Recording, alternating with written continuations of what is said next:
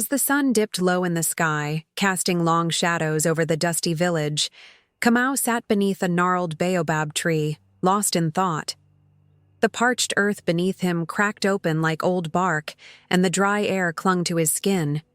He had witnessed far too many neighbors struggling day after day, their faces gaunt from hunger and thirst.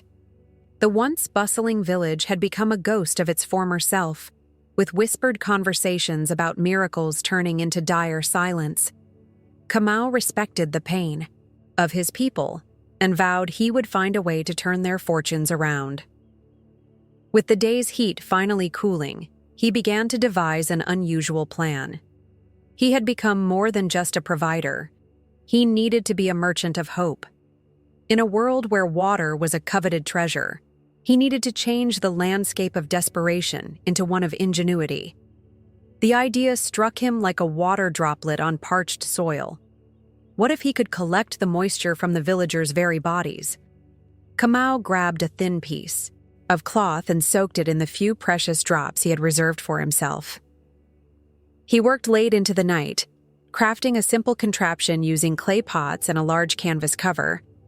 His plan was to collect the sweat and condensation from the villagers as they worked in the heat, using the cloth to capture their bodily moisture. In the spirit of the age-old saying, "One man's sweat is another man's water," he would trade this cleverly harvested moisture. At dawn, he summoned courage and gathered the village together. "My people, I have an idea that may sound foolish at first, but I believe it can help us," he exclaimed, his voice resonating with the unwavering determination of a man resolute in purpose. The villagers looked on skeptically, some exchanging side glances of disbelief, while others, with eyes full of intrigue, gave him their attention. Kamau unveiled his contraption, explaining each component with precision.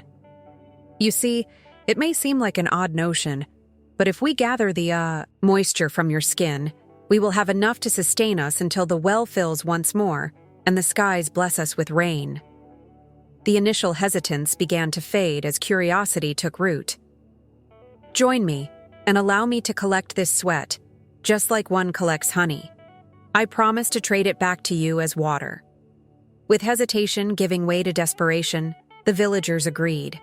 They lined up, removing their tunics, and bared themselves to the heat of the day, pouring their sweat into Kamau's collection, pots. Kamau's laughter rang out amidst the commotion. His plan was taking shape, and he felt the spirit of innovation sparking in each individual that stood in line. The more they participated, the more hope they fostered together. As the first light of dawn melted into the horizon, the pots began to fill, slowly yet steadily. Kamau saw glimmers of excitement among the villagers. Where once they had only felt drought, they now nurtured the seeds of a different kind of abundance. With each pass of the cloth, they exchanged sweat for water, pooling their efforts and opening themselves to the fresh winds of collaboration. Little by little, they transformed a land of despair into one of growing possibilities. Kamau sat quietly on the rickety stool he had pilfered from his mother's kitchen, watching the bustling activity around him. The market square was rife with life, but the air felt heavy, charged with the desperate need for relief from the relentless heat. The cries of children mingled with the low murmurs of elders, weary faces displaying the toll of unyielding drought.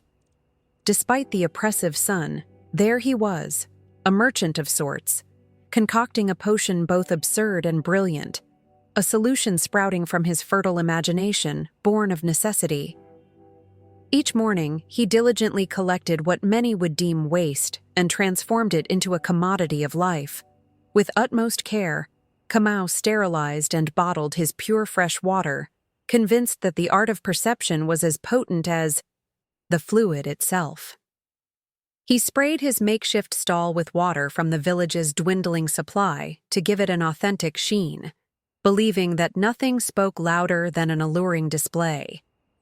As he meticulously arranged his jars, all labeled with the handwritten promise of refreshment, he could hardly contain his excitement. It was in these small, mundane moments that Kamau crafted an extraordinary vision, turning stigma into song.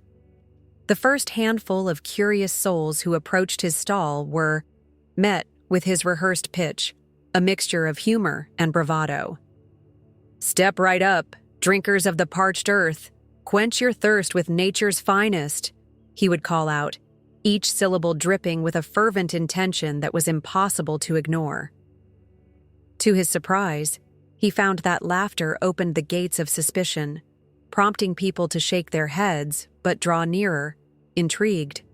Soon, the trickle of patrons became a steady stream. His youthful bravado masked the nervousness bubbling beneath, but with each transaction, his confidence grew. Villagers exchanged coins with tentative grins and cautious sips. Some raised their eyebrows at first, but after tasting the creamy concoction that was all too reminiscent of the clean water they once enjoyed, they often returned for more. Each smile was a balm to Kamau's anxious heart, a sign that perhaps, just perhaps, he was onto something that transcended mere survival. The local children, ever the skeptics, were the most resilient to the idea. At first, their giggles would fill the air as they circled his stall, voices mixed with innocence and mockery. But with a blend of clever marketing and a streak of nurture, Kamau soon handed them cups. They squealed in laughter, the humor of it all washing away their initial reluctance. He became, in their eyes, a kind of wizard conjuring something from nothing, a magician whose art defied the very sand that surrounded them. As the sun dipped lower in the sky, Kamau found himself overwhelmed. The sound of clinking coins set his heart racing. His initial trepidation was now mingled with the thrill of entrepreneurship.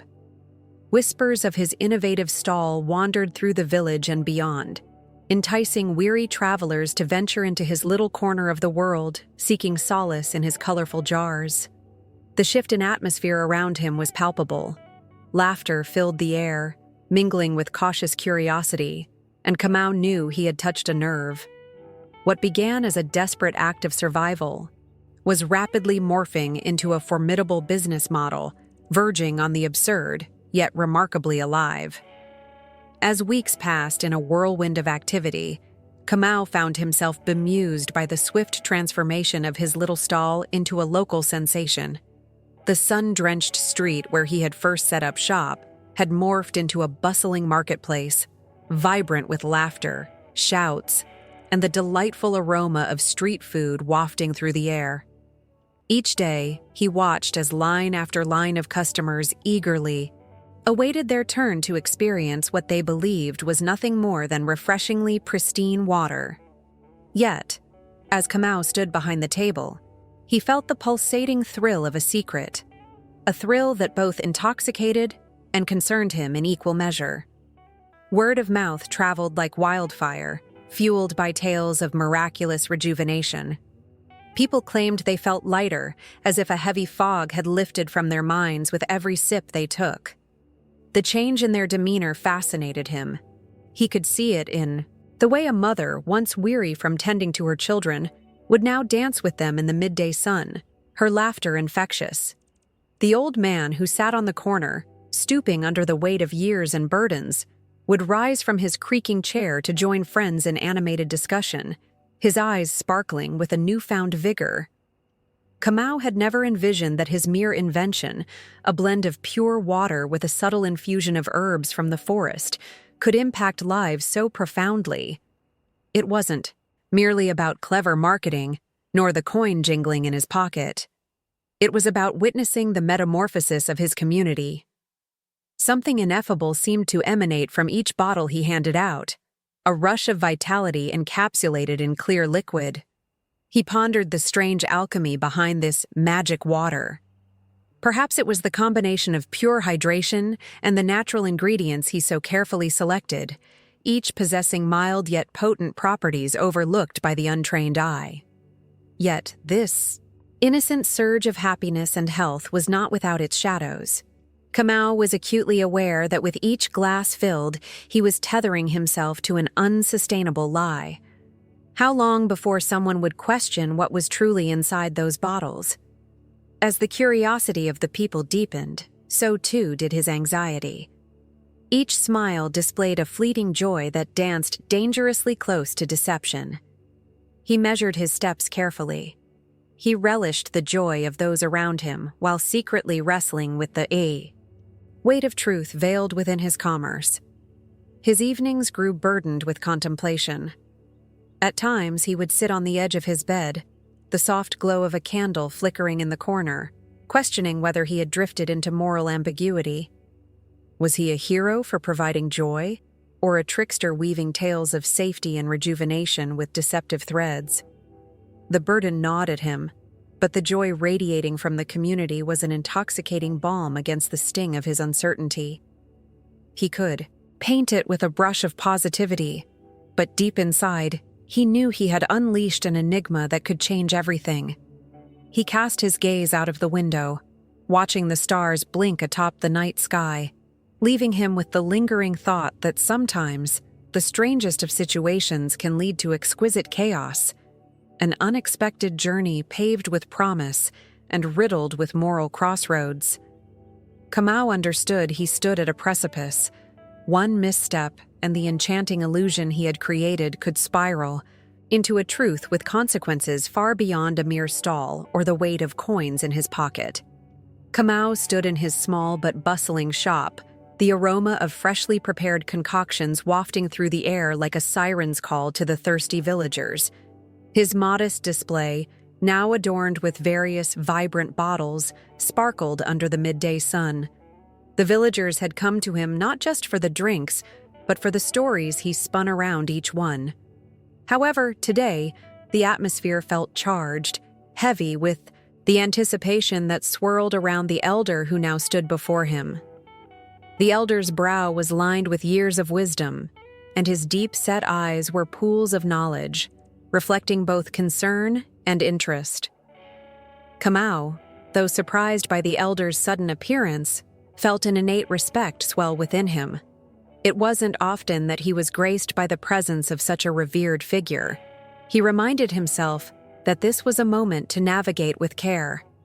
"Elder," Kamau replied, his voice calm but firm, "it is indeed a drink that refreshes, a marvel of nature's bounty mixed with my humble touch." He gestured toward the colorful array of bottles, each filled with vibrant liquid that sparkled in the light. Each drop embodies the essence of our land and the creativity of our people. The elder raised an eyebrow, curiosity mingling with his scrutiny.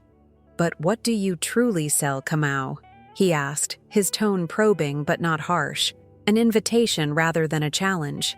"Is it not just water by another name? Or perhaps something else, masked in enticing colors?"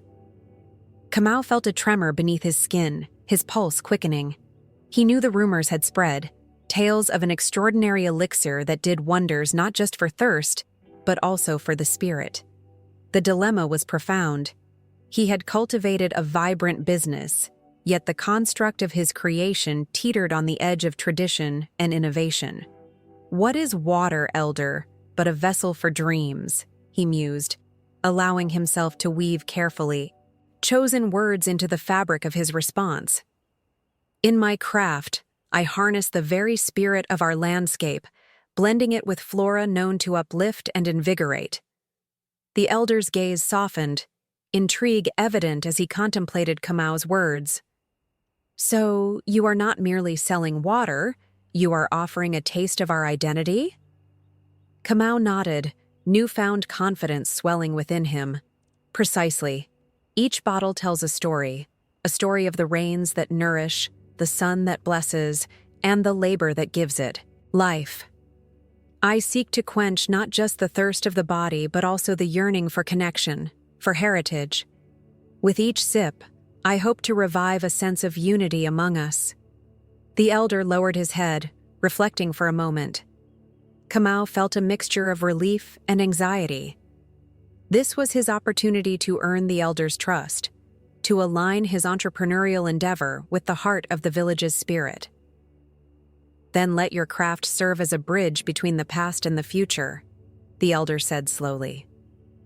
"Nourish our people, but tread carefully. Wisdom lies not just in the drink, but also in the way you share it. In that moment, Kamau realized he stood at the threshold of something larger than himself, a potential force for community and continuity. The elders' acceptance illuminated a path forward, one where innovation could harmonize with tradition, where the whispers of doubt could transform into the songs of triumph. As the relentless sun beat down on the parched earth, whispers of drought swept through the village like a mournful song. The once bustling marketplace lay silent, and fields that should have flourished stood barren, cracked like old bones. With every passing day, Kamau's fame rose, buoyed by his uncanny ability to produce water seemingly from thin air. Yet amid rising admiration, dread settled heavily on the villagers, its weight pressing down on every heart. The good fortune that Kamau had brought them felt like a fragile mirage against the backdrop of despair. Kamau observed his people, the lines of worry etched deeper into their faces, and felt an urgency swell within him. They were looking to him for hope, but he understood that fortitude could not rest solely upon the illusion of abundance. Instead, it demanded a deeper reckoning. The thought lingered like an unanswered question. How could he, a mere figure cradled by the gods of chance, provide for them when nature itself had turned its back? It was clear now that the drought posed a challenge far more significant than the absence of water. It threatened the very fabric of the community's beliefs and identity. With a heart steeling against uncertainty, Kamau called for a feast, a solemn gathering in the heart of the village. As word spread, villagers trickled in, faces reflecting a blend of skepticism and curiosity. They came, drawn not purely by the promise of food, but by the invisible thread of connection that Kamau had woven among them. They found seats beneath the broad branches of the baobab tree, where shadows danced in the flickering light of the fire that crackled like laughter in the air. Kamau stood before them, the flicker of the flames illuminating the resolve on his face. "Tonight," he began, voice steady, "we gather not just to share what little we can find, but to share the truth. You have given me your loyalty, your belief. Now I lay bare the source of the water that has kept us together." As murmurs rippled through the crowd, Kamau pulled from behind him an unadorned clay vessel. Its surface was rough, like the land that surrounded them, but inside glimmered clear, pure water. Gasps cut across the assembly as he revealed the simple apparatus he had fashioned. A system of condensation that captured the morning dew and the coolness of the night. Shock reverberated in every corner of the gathering, but his eyes veered not from the faces before him. "I did not deceive you," he continued. "I harnessed the very elements that were always close, seen but unnoted. This is no magic. It is a lesson in resilience.